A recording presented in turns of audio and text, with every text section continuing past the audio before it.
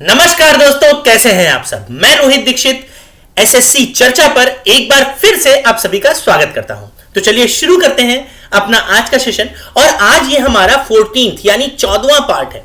14वां। अभी तक आपने हमारे प्रीवियस ईयर जो क्वेश्चन थे और ट्रिकी सॉल्यूशन के साथ जो भी आपने देखे, अभी तक 13 भाग देख चुके हैं हम, लेकिन आज आप देखेंगे 14वां भाग। तो लगातार मैं आपको वीडियो दे रहा हूं और लगातार आप एसएससी चर्चा आपके साथ बना हुआ है। अगर आपने ये प्रश्न सारे देख लिए तो जाहिर सी बात है, मैं आपसे कह रहा हूं, गारंटी ले रहा हूं कि आपको अगर एज इट इज नहीं तो एक्सपेक्टेड यानी डिजिट्स इधर उधर होके आपको प्रश्न जरूर मिलेंगे। तो आज ये जो सेशन है ये एमटीएस का है, पूरी तरह से एमटीएस का है। तो जरूर देखिए। और ऐसा नहीं है कि एक दो क्वेश्चन ऐसे हैं जो आपको उसमें भी मिलेंगे, यानी अगर देखा जाए तो सीएचएसएल में भी। तो शुरू करते हैं, कोई दिक्कत समस्या परेशानी की बात नहीं है। देखते हैं हमारा पहला प्रश्न क्या है और किस तरह से हमें अपने प्रश्नों को सॉल्व करना है। पहला प्रश्न देख रहे हैं, लिखा है अगर कोई विक्रेता 69 रुपीज में एक तरबूज बेचता है। मेरी बात बहुत ध्यान समझिए। अगर कोई विक्रेता 69 रुपीज में एक तरबूज बेचता है तो उसे 8% का नुकसान होता है। बहुत बढ़िया, 8% का नुकसान हो रहा। यदि वह 16% मुनाफा कमाना चाहता है, मुनाफा यानी लाभ, तो वह उस तरबूज को किस कीमत पर बेचे। If a seller sales a watermelon for ₹69, he makes a loss of 8%. At what price should he sell the watermelon if he want to earn 16% profit? Okay, बहुत बढ़िया। देखिए, ऐसा क्वेश्चन मैं आपको बता चुका हूं, लेकिन फिर बता रहा हूं कैसे, समझिए। ऐसा है कि जब ऐसा प्रश्न दिया हो जहां पर एक जगह आपको रुपया दिया हो, यानी ए बी सी, क्या दिया हो, रुपए, और दो जगह परसेंट दिया हो, दो जगह परसेंट। कैसा? एक जगह प्रॉफिट दूसरी जगह लॉस, या एक जगह लॉस दूसरी जगह प्रॉफिट। हो सकता है दोनों जगह प्रॉफिट ही हो सकता है दोनों जगह लॉस हो। तो हमेशा जो बाद में दिया होता है, बाद में, उसे ऊपर लिखते हैं। कैसे? देखिए, जैसे हम रुपए लिखेंगे ए बी सी इंटू, और ये हमेशा ऊपर, और ये वाला हिस्सा जो पहले है उसको हमेशा नीचे। यानी जो बाद में दिया हुआ उसे ऊपर लिखते हैं, ठीक, न्यूमरेटर के स्थान पर, यानी अंश के स्थान पर, ठीक, और जो बाद में दिया उसे नीचे। कैसे? ध्यान रखिएगा, जो बाद में दिया हो, बाद में दिया हो, उसे ऊपर लिखते हैं। कहां लिखते हैं? ऊपर लिखते हैं, ऊपर लिखते हैं, ठीक। जो बाद में दिया उसे ऊपर लिखते हैं। अब समझिए, कोई विक्रेता, सबसे पहली चीज, यहां पर दिया है रुपए के स्थान पर 69, ठीक। कितना दिया है? 69 दिया है आपको। बहुत ध्यान समझिएगा, रुपए के स्थान पर 69 दिया है, और लिया है कि उसे 8% का नुकसान होता है। भैया, कभी भी आप ध्यान रखिए, कभी भी ऐसा क्वेश्चन आए, अगर प्रॉफिट है तो 100% में प्लस करेंगे, और अगर लॉस है तो 100% में माइनस करेंगे, ठीक। ध्यान रखिएगा, 100% में माइनस करेंगे। तो देख लेते हैं जल्दी से। तो 8% का नुकसान हो रहा है, यानी 92% लॉस के लिए नीचे का साइन। तो कह रहा किस मूल्य पर बेचे कि 16% का प्रॉफिट हो, तो 16 तो 116% का प्रॉफिट हो जाएगा, ठीक। चल, मैंने क्या कहा, रुपए लिख दीजिए। मैंने रुपए लिख दिया 69 इंटू जो बाद में दिया उसे ऊपर, यानी 116 ऊपर, जो पहले दिया उसे नीचे, यानी 92। सॉल्व कैसे? देखिए, थोड़ा इंक चेंज करते हैं और फिर सॉल्व करते हैं। देखते हैं इंक चेंज करने के बाद, ताकि हमको ये बढ़िया दिखाई पड़े। कैसे? देखिए, 4 से काट देते हैं। 4 से एक आएगा, अगर 100 जाता है 25 बार तो 23 बार जाएगा, यानी 23। 100 जाता है 25 बार तो 4 और, यानी 25 4 29 बार जाएगा, 29 टाइम। 23 से इसको काट दिया, 23 थ्रीजा, 23 तिया 20 तिया 60, 3 तिया 9, यानी 3 बार गया। और 29 थ्रीजा कितना हो गया? 30 तिया 90, तो एक कम कर दिया, 87 रुपया। आंसर आ गया, कितना आ गया? 87। यही हमारे प्रश्न का उत्तर है। देख लीजिए कितनी आसानी से हो गया। अब अगर इसका बेसिक आप देखोगे तो बेसिक में फिर दिक्कत हो जाएगी, लेकिन देख सकते हैं बेसिक कैसे। देखिए, बेसिक कैसे, सबसे पहले 69 में जब वो बेच रहा था तो 8% का लॉस हो रहा था, तो 92 इंटू 100 कर दें तो सीपी निकल आएगी, क्योंकि 100 सीपी होती है। तो देखते हैं, जैसे यहाँ पर तो ये जा रहा था 23 बार और ये जाएगा 5 से काटेंगे तो 20 बार ना, नहीं 4 से काटेंगे तो 25 बार, 25 बार। तो 23 से इसको काटा कितनी बार, 23 से काटेंगे 3 बार और 25 से 75 आ गया। ठीक, अब कह रहा किस मूल्य पर बेचे कि उसको 16% का प्रॉफिट हो, तो 16% निकाल दो, चाहे ऐड कर दो, चाहे 116% निकाल लो, ये आपके ऊपर डिपेंड करता है। अगर 16% निकाल के ऐड करेंगे तो वो भी जरूरी कर सकते हैं। देखो ये गया पॉइंट, 16 पंचे 80, 80 का 0 8 लगा, 16 सत्ते 112 और 8 120। ठीक, तो पॉइंट लगा, 2 अंक पहले लगा दिया, 12 आ गया, यानी 75 प्लस 12, आंसर कितना आ गया 87। देखो वही आ गया। तो इतना बड़ा करने से अच्छा है ये कर डालो, सही है। चलिए शुरू करते हैं अगला क्वेश्चन। 5 लीटर शहद में 80% चीनी है। ठीक, बहुत ध्यान समझिएगा, 5 लीटर शहद में 80% चीनी है। इस शहद में 3 लीटर जल मिलाया जाता है, तब नए मिश्रण में चीनी का प्रतिशत क्या होगा। बहुत सही, there is 80% sugar in 5 litre of honey, 3 litre of water is mixed in this honey, then what will be the percentage of sugar in the new mixture? Very good, ये भी सही है। ठीक, मैं थोड़ा सा देख रहा हूँ, क्या मैं आपको दिख रहा हूँ, बस ये देखने की प्रयास करो। ठीक, ऐसा है, कह रहा नया मिश्रण में चीनी का प्रतिशत क्या होगा। देखो ऐसा है, जिसका परसेंट निकालते हैं उसको हम ऊपर लिखते हैं, किसका निकालना है, चीनी का, तो शुगर ऊपर रहेगी, शुगर इंटू 100, और नीचे क्या रहेगा, टोटल, नीचे क्या रहेगा, टोटल। ठीक, शुगर और नीचे क्या रहेगा, टोटल। तो टोटल की बात करें तो पहले 5 लीटर था, ठीक, 5 लीटर, और अब 3 लीटर पानी मिला दिया गया, तो टोटल मिश्रण हो जाएगा 8। कितना हो जाएगा, 8 हो गया। ठीक, 8, अब 8 हो गया है, लेकिन इंटू 100, लेकिन ऊपर हमें क्या लिखना है, भी समझो, ऊपर हमें लिखना है चीनी। देखते हैं चीनी, कह रहा है चीनी जो है ये है 80%, तो 5 का 80%, 80%, यानी 5 इंटू 80/100, ये गया, ये कितना आ गया, 0.40 चीनी शुगर। अब ये शुगर हमेशा रहेगी, ये शुगर हमेशा, अब शुगर तो बढ़ेगी नहीं। ये ऐसा होता है, जैसे आप चाय बनाते होगे, तो जैसे बहुत देर तक चाय चढ़ी है तो मीठी हो जाती है, क्यों, क्योंकि पानी तो जल गया, तो चीनी का परसेंट बढ़ गया। और बहुत अगर पानी आप डाल दो तो चाय कम मीठी होती है, क्योंकि चीनी कम हो गई, तो ये हमेशा रहेगी। तो अब इसको यहाँ पुट कर दें, यानी 0.40, जब मल्टीप्लाई करेंगे तो 40/8 आ जाएगा। कितनी बार गया, 5 बार, आंसर आ गया 5%। थोड़ा सा स्वास्थ्य गड़बड़ है, जुकाम बहुत ज़्यादा है, तो इसलिए थोड़ा सा कोई बात नहीं, आपको समझ में आया। चलिए आगे बढ़ते हैं अगले प्रश्न की तरफ। अगला प्रश्न एक गांव की आबादी 20% प्रति वर्ष की दर से घट रही है। बहुत बढ़िया। यदि 2 वर्ष पहले उसकी आबादी 10,000 थी तो वर्तमान में कितनी है और घट रही है। The population of a village is decreasing at the rate of 20% per annum. If its population 2 years ago was 10,000, and what is the population at present? बहुत बढ़िया चीज है ये, बहुत बढ़िया प्रश्न है। देखिए ऐसा है, एक गांव की आबादी कह रहा है 20% प्रति वर्ष की दर से घट रही है। देखिए ये चीज आपको मैंने 1000 बार बताई और फिर बता रहा हूं कि जब कभी इंक्रीमेंट होता है, यानी वृद्धि बोलते हैं जिसको, इंक्रीमेंट, ठीक, वृद्धि जिसको बोलते हैं, तो उसमें हम 100% में प्लस करते हैं, और जब भैया कमी होती है, क्या होती है, कमी, तो 100% में माइनस करते हैं। क्या करते हैं, 100% में माइनस करते हैं। ठीक, 100% में माइनस करते हैं, 100% में माइनस करते हैं, 100% में माइनस करते हैं, 100% में माइनस, समझ गए।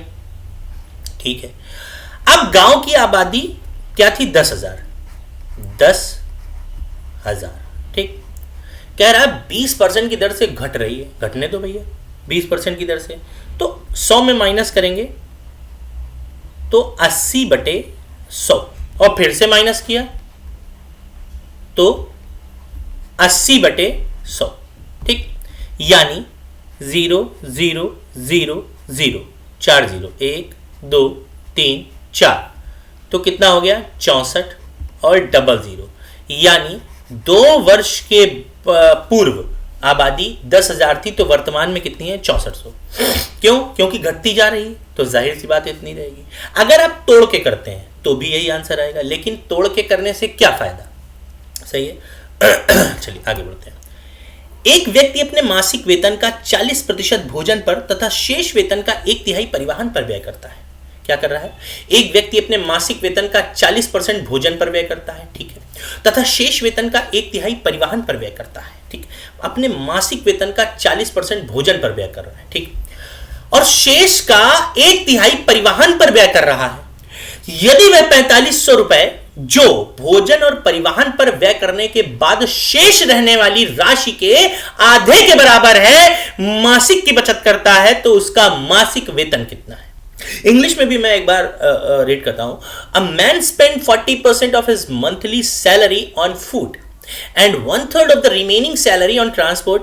If he save rupees 4,500 monthly, which is equal to half of the amount remaining after spending on food and transportation, then what will be his monthly salary? Very good.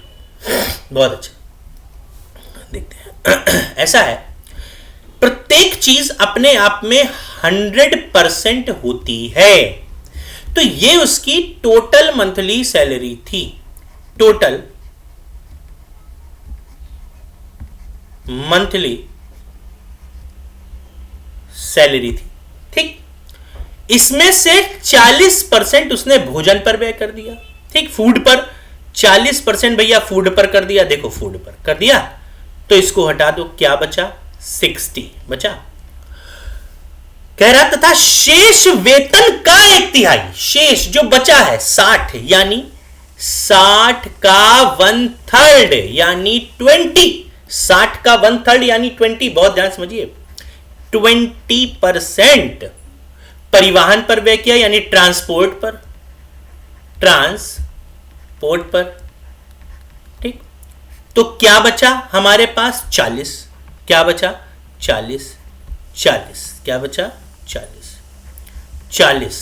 40, ठीक। क्या कह रहा है आप तुमसे? यदि वह 4500 रुपए जो भोजन और परिवहन पर व्यय करने के बाद शेष रहने वाली जो राशि है उसकी आधे के बराबर है, यानी 4500 रुपया आधा है जो बचत कर रहा है, तो आधा है तो पूरा क्या होगा जो बचत कर रहा है? 9000 बचत होगी, बचत, और बचत है 40%, तो 40% की वैल्यू भैया 9000 है, ठीक, 00, तो 1% की वैल्यू क्या होगी? 1% की वैल्यू होगी 900/4। तो कह रहा टोटल मासिक वेतन बताना है 100%, 900/4 इंटू 100, 25, 225, 00, यानी 22,500 आंसर आ गया। देखिए कितनी आसानी से प्रश्न आ गया।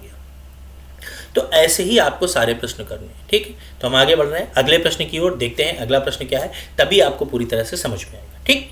अगला प्रश्न, किसी परीक्षा में पास होने के लिए अधिकतम अंकों के 36% अंक लाना आवश्यक है, ठीक है। एक विद्यार्थी ने 113 अंक प्राप्त किए तथा वह 85 अंकों से फेल हो गया। परीक्षा के अधिकतम अंक क्या थे? To pass in an exam it is necessary to score 36% of the maximum marks. A student got 113 marks and failed by 85 marks. What were the maximum marks of the exam? ठीक है, देखिए क्या है मैक्सिमम मार्क्स।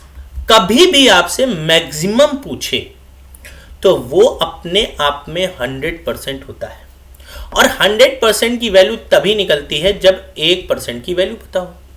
कह रहा किसी परीक्षा में पास होने के लिए अधिकतम 36% नंबर लाने हैं। अधिकतम मतलब अगर तुम्हारे पास 36% नंबर आ गए तुम पास हो, लेकिन इस लड़के को 113 नंबर मिले, इसका मतलब ये फेल है। कितने अंकों से? 85 अंकों से फेल है। इसका मतलब 85 अंक और ले आता और तो पास हो जाता, ठीक। कितना आ गया? 198। ये आ गया, यानी 198 नंबर आ जाते तो वो पास हो जाता। ठीक, कह रहा परीक्षा के अधिकतम अंक। अच्छा, ये पास होने के नंबर है, पास होने के अंक और प्रतिशत में कितना है 36। तो भैया 36% बराबर कितना आ रहा, 36% बराबर 198। तो 1% मतलब कितना आ रहा भाई, ऐसे समझो, 9 से काट दो, 9 से काटा 4 बार, 9 चौको 36, और 9 से फिर इसको भी काटो, 9 से, 9 दूनी 18, 9 दूनी 18। तो 2% की वैल्यू क्या आ रहा, 2% की वैल्यू आ रही 11। तो 1% की वैल्यू क्या आ रही भैया 5.50। तो 100% की वैल्यू जब 5.50 तो 100% की 550। आंसर आपके सामने, देखिए हो गया। मतलब क्वेश्चन बहुत इजी आते हैं, लेकिन हम थोड़ा सा जल्दबाजी कर देते हैं पढ़ने में अगर हम पढ़ने में जल्दबाजी ना करें तो गारंटीड बता रहे हैं आप बहुत आसानी से करोगे प्रश्न। अगर हम जल्दबाजी ना करें तो बहुत आसानी से आप कर सकते हो, बस जल्दबाजी ना करिए आप। ठीक, आप जितनी जल्दबाजी करेंगे उतना फिर दिक्कत करेगा। ठीक, चलिए कोई बात नहीं, अगले प्रश्न की ओर बढ़ रहे हैं। अगला प्रश्न देखते हैं। मैं थोड़ा सा आपको बड़ा दिखने लगा हूँ, कोई बात नहीं है, दिखना चाहिए। अगला देखिए, कह रहा है कि ए सी से 50% बड़ा है और बी सी से 25% बड़ा है। तो ए बी से कितने प्रतिशत बड़ा है? कह रहा है if A is 50% greater than C and B is 25% greater than C, then by what percent will A be greater than B? Okay, A be greater than B. Okay, बहुत बढ़िया प्रश्न है, बहुत गजब प्रश्न है। कैसे करना है समझते हैं। सबसे पहले कह रहा है ए सी से 50% बड़ा है, तो ए बड़ा है सी से कितना? 50%। यानी सी है अपने आप में 100% और ए 50% ज्यादा, तो 150%। ठीक, अब कह रहा है जो ए सी, ठीक है, 50, और बी सी से 25% बड़ा है और बी सी से ही 25% बड़ा है, 25% बड़ा है, बी सी से 25% बड़ा है, तो 125 हो गया, 125 हो गया। ठीक, अब चीजें पता चल गई हमको कितनी। कह रहा है देखो, अब देखो प्रूफ हो गया कि ए सी से 50% बड़ा है, सी से देखो 50% बड़ा हो गया। ठीक, और बी सी से 25% बड़ा है और बी भी बड़ा है। देखो दोनों तरफ से कंपेयर किया जा रहा सी। तो कह रहा ए बी से कितने प्रतिशत बड़ा है? ए बी से कितने परसेंट बड़ा है? ए बी से, ए बी से कितना प्रतिशत बड़ा है? यानी ए मतलब 150 और बी मतलब 125। सबसे पहले जब कभी भी बात होती है कि अधिक और कम की, कि इतना बड़ा है उतना बड़ा है, अधिक या इतना छोटा है उतना छोटा, तो हम लिखते हैं अंतर। क्या लिखते हैं? अंतर, सबसे पहली चीज। और जब जिसके साथ का, के, की, ठीक, सा, से, सी लिखा हो, उसे हमेशा नीचे लिखते हैं, हर के स्थान पर लिखते हैं डिनोमिनेटर के। कैसे? तो अब देखो अंतर कितने का आ रहा, दोनों का 25 का अंतर आ रहा। ठीक, कितने का आ रहा? 25 का।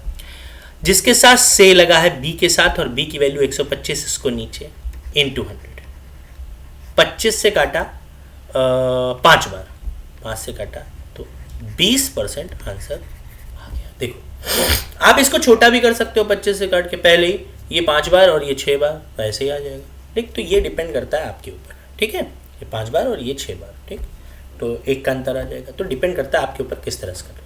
तो आपको समझ में आ गया इतना तो समझ में आपको आ ही गया होगा कि किस तरह से हम कर सकते हैं इसको और किस तरह से करेंगे। ठीक, चलो इतना समझ में आ गया। तो एक काम करते हैं, मैं बहुत बड़ा दिख रहा था शायद, तो मैंने छोटा कर दिया अपने आप को। तो देखते हैं, आगे करते हैं प्रयास। ठीक, अगला प्रश्न है बहुत अच्छा। 20 संख्याओं का औसत 35 है। बाद में यह पता चलता है कि औसत निकालते समय एक संख्या को 85 को गलती से 45 पढ़ लिया गया। तो सही औसत क्या होगा? The average of 20 number is 35 later. It is discovered that a number 85 was mistakenly read as 45 while calculating the average. What would be the correct average? Okay. इसको हम दो तरीके से करेंगे, पहला बेसिक और दूसरा ट्रिक. पहले बेसिक करते हैं. बेसिक क्या है? देखिए ऐसा होता है कि टोटल बराबर होता है एवरेज इनटू नंबर. ठीक, टोटल. तो टोटल क्या है हमारे पास? कैसे? एवरेज कितना है? 35 और कितना था संख्याएं? 20. तो टोटल हो गया 700. टोटल क्या हो गया? 700. टोटल क्या हो गया? 700. सही है. कह रहा बाद में यह पता चला कि एक संख्या को 85 को 45 पढ़ लिया गया. 85 था, 45 पढ़ा, जाहिर सी बात है कम हो गया. कम हो गया कितना? देखते हैं. 40 कम हो गया. कम हो गया. ठीक, तो जो कम हो गया दे दो. तो योग था 700, 40 दे दिया भाई, अब दे दो, क्या दिक्कत है? दे दिया. तो ये हो गया 740. लेकिन संख्याएं अभी भी 20 है, तो 20 से डिवाइड कर दो, नया औसत आ गया 37 दूनी 74. तो 37 आ गया आंसर. कट गया भाई. 2 3 6 2 7 14. आंसर आपके सामने, खत्म. अब देखो जल्दी से क्या करना है हमको. अब देखते हैं जल्दी से. करना ये है, अब हम ट्रिक देखते हैं.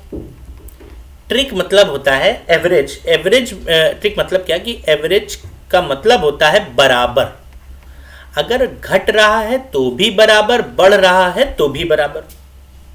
ठीक, घटेगा तो भी बराबर, बढ़ेगा तो भी बराबर. देखते हैं.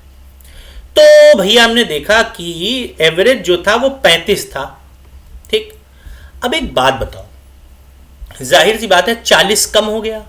तो ये 40 कम हो गया तो हमको देना पड़ेगा ना. तो कितने लोग हैं टोटल? 20. तो सब में हम कितना देंगे? तो 20 लोगों में बांटते हैं तो प्रत्येक को 2 मिलेगा. 2 मिलेगा. इसका मतलब 2 बढ़ गया. तो कितना आ गया? 37. लो, सेम चीज आ रही, लेकिन ये ओरली आया. देखो कौन सा? ट्रिक वाला. और ये कैसे आया था? लिखित. तो ये चीज आपको ध्यान रखनी है कि हमें किस प्रकार करना है. ठीक, चल आगे बढ़ते हैं. अगला प्रश्न. एक परिवार का वर्ष के पहले 3 महीनों का औसत वार्षिक खर्च 2200 रुपए है. अगले 4 महीनों का 2550 है और अंतिम 5 महीनों का 3120 है. तदनुसार यदि उसके पूरे वर्ष की कुल बचत 1260 रही हो तो औसत मासिक आय कितनी है? The average annual expenditure of a family for the first 3 months of the year is 2200. For the next 4 months 2550 and for the last 5 months 3120. Accordingly, if his total saving for the whole year has been 1260, then what is the average monthly income? Average का प्रश्न है, बहुत अच्छा. मैंने आपको क्या बताया?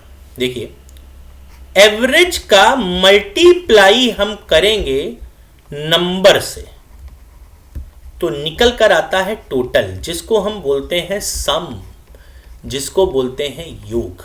ठीक, पहली चीज.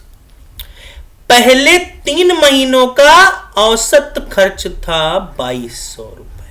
3 महीनों का तो 2200 रुपए था और महीने थे 3.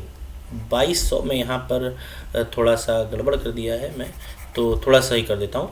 तो देख लेते हैं कि 2200 रुपए था और कितने था? 3 महीने. 3 महीने. ठीक, तो टोटल क्या आएगा?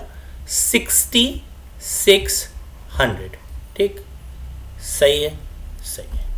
क्या कह रहा? अगले 4 महीनों का खर्च 2550 था. अगले 4 महीनों का खर्च 2550 था.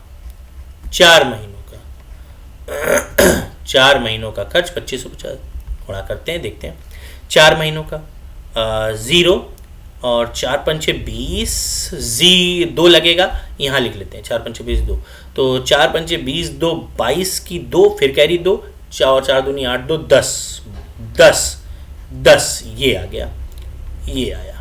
ठीक, कितने महीने हो गए? 4 3 7। कह रहा अंतिम 5 महीनों का 3120 था। अंतिम 5 महीनों का 3120 था। 3120 देखते हैं। 0, 5 दूनी 10 की 0, 1 कैरी किया, और 5 का 5 और 1 6, और 5 3 15, यानी 5 3 15, 15,600। ठीक है, तो सबसे पहले जो हमने कैरी लिया था इसको हम हटा दें, तो ये हमारा टोटल खर्च निकल आएगा। ठीक, निकल आया। खर्च को जोड़ लेते हैं, देखते हैं भाई, खर्च को जोड़कर देखते हैं कितने महीने? 12 महीने। कैसे 12 महीने? 3 4 7 5 12 महीने। देखते हैं। 0 0, 6 2 8 6 6 6 12 2 14, 4 1 कैरी किया, 6 6 12 की 2, 1 कैरी किया, और यहाँ पर भैया होगा 3, 32,400 रुपये। 32,400। लेकिन लिखा है उसका बचत भी रही है इतनी। बचत तो भाई कमाया होगा तभी है, तो ये तो खर्च हो गया, खर्च। अब बचत की बात कर लें। बचत रहा 1260। देखते हैं। 0 6 6 3 और 3 कितना हो गया? कितना हो गया? कुल आय हो गया। अब कुल आय हो गई है 33,660। कह रहा मंथली निकालनी है, तो मासिक तो 12 से डिवाइड कर दो, 1 साल की है, कर देते हैं। देखो 12 दूनी 24, 24 6 3 9 बचा, 12 8 12 8 जा 96, 0 12 5 जा कितनी आ गई? 2805 रुपया आंसर आ गया। बताइए कितनी आसानी से हो गया। तो ऐसे, इसीलिए मैं आपको बहुत धीरे धीरे समझाता हूँ। इतना धीरे तो भैया कोई नहीं समझाएगा जितना धीरे हम आपको समझा रहे हैं। ठीक, तो और धीरे धीरे करने का प्रयास करिएगा। जब आप सीख जाएंगे तो आपको पूर्णतः आ जाएगा। ठीक, चलिए अगला प्रश्न।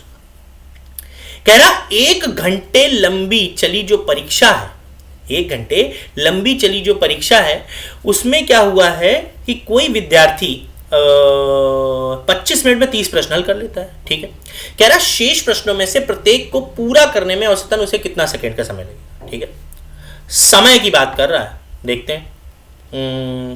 तो हम एक काम करते हैं, कह रहा औसतन कितना समय लगेगा, तो हम एक काम करते हैं कि जैसे एक प्रत्येक प्रश्न को करने के लिए, तो हम एक काम करते हैं, देखते हैं। देखो ऐसा है कि 1 घंटा मतलब क्या हो गया? 1 घंटा मतलब 60 मिनट। 60 मिनट, इसमें से 25 मिनट तो हो चुके हैं, तो बचे कितने? 35 मिनट। ठीक, इसको सेकंड में बदल लो, तो 35 × 60, और कितने प्रश्न बचे हैं? 60 में से 30, तो भैया 30 से डिवाइड कर दो।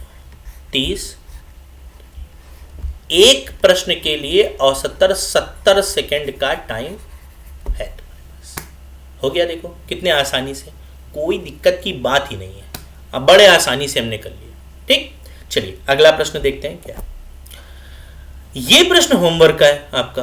होमवर्क ये आप करेंगे, और नहीं करेंगे तो मैं अगली क्लास में डेफिनेटली इसको समझा दूंगा। ठीक, ये होमवर्क है। अगला क्वेश्चन देखते हैं।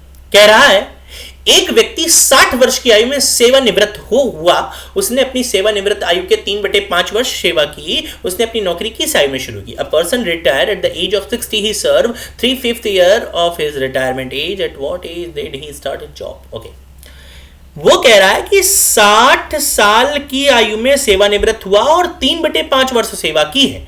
तो 60 का 3/5, 5 से काटा 12 बार, और 12 3 36, यानी भैया 36 वर्ष सेवा की है।